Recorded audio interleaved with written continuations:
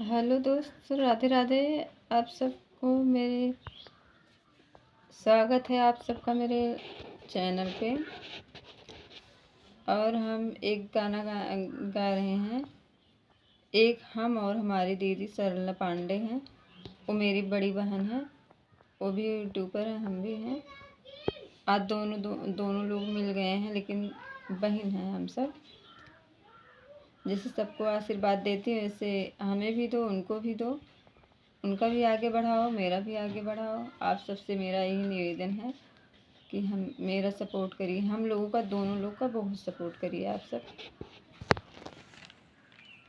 हवा के गजब दहाड़ है, मैया डर बड़ी लागे। बघवा के गजब दहाड़ है, मैया डर बड़ी लागे। डर बड़ी लागे हो, डर बड़ी लागे हो, डर बड़ी लागे। बघवा के गजब दहाड़ है, मैया डर बड़ी लागे। बघवा के गजब दहाड़ है, मैया डर बड़ी लागे। अड़हुल के फूल माई लाई के आइली दुआरिया, अड़हुल के फूल लाई के आइली दुआरिया। आइली दुआरिया हो, आइली दुआरिया। बघवा खड़ल परदार है, मैया डर बड़ी लागे। बघवा खड़ा परदार है, मैया डर बड़ी लागे। बघवा के गजब दहाड़ है, मैया डर बड़ी लागे। बघवा के गजब दहाड़ है, मैया डर बड़ी लागे। गैया के दूध और दहिया ले आइली, गैया के दूध और दहिया ले आइली। दहिया ले आइली मैया, दहिया ले आइली। बघवा खड़ा बपरदार है, मैया डर बड़ी लागे। बघवा खड़ा बपरदार है, मैया डर बड़ी लागे। बघवा के गजब दहाड़ है, मैया डर बड़ी लागे। बघवा के गजब दहाड़ है, मैया डर बड़ी लागे।